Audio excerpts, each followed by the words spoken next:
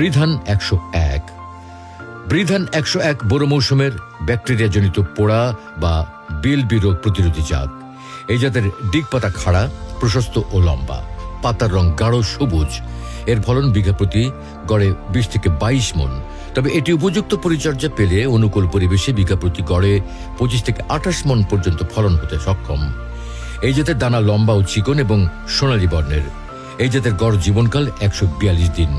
1000টি পুষ্ট ধানের ওজন গড়ে 23.1 গ্রাম। ধানের দানায় অ্যামাইলোজের পরিমাণ শতকরা 25% এবং প্রোটিনের পরিমাণ শতকরা 9.8 ভাগ। ভাত হয় ঝরঝরে। বৃধান 101 বোরো মৌসুমে দেশের প্রায় সব জেলায় চাষাবাদ উপযোগী। বীজতলায় বীজ বপনের সময় 1 থেকে 15 অগ্রহায়ণ বা 15 নভেম্বর থেকে 30 নভেম্বর পর্যন্ত। রোপণের জন্য সঠিক চারার বয়স 35 থেকে 40 দিন। রোপণ দূরত্ব 20 সেন্টিমিটার বাই 15 সেন্টিমিটার। গোছা প্রতি চারার সংখ্যা 2 থেকে 3টি দেওয়া উত্তম। বৃধান 101 চাষে বিঘা প্রতি 35 kg urea, 13 kg TSP, 16 kg MOP ও 15 কেজি জিপসাম প্রয়োগ করতে হবে।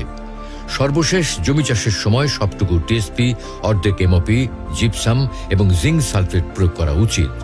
বাকি অর্ধেক এমওপি দ্বিতীয় কিস্তিতে ইউরিয়ার সাথে দিতে হবে।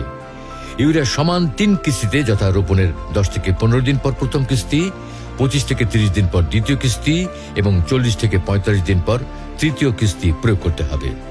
জিঙ্কের অভাব পরিলক্ষিত হলে জিঙ্ক সালফেট এবং সালফারের অভাব পরিলক্ষিত হলে জিপসাম ইউরিয়ার মতো উপরি প্রয়োগ করতে হবে।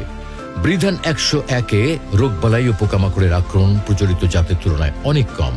তবে আক্রমণ দেখা দিলে সমন্বিত বালাই দমন ব্যবস্থাপনা ব্যবহার করা উচিত। রোপণের পর অন্তত 30 থেকে 40 দিন পর্যন্ত জমি আগাছা মুক্ত রাখতে হবে। রোপণের পর থেকে দুধ আসা পর্যন্ত জমিতে যথেষ্ট পরিমাণে রস থাকা প্রয়োজন। এই সময় খরা দেখা দিলে সেচ দিতে হবে। ধান কাটার উপযুক্ত সময় হলো 30 চৈত্র থেকে 15 বৈশাখ বা 13 এপ্রিল থেকে 28 এপ্রিল পর্যন্ত। শীষের শতকরা 80% ধান পরিপক্ক এবং অবশিষ্ট 20% ধান অর্ধ স্বচ্ছ এবং অর্ধ পরিপক্ক হলে দেরি না করে ধান কেটে ফেলা উচিত। বৃধান 101-এর চাষ করুন, অধিক ফলন ঘরে তুলুন।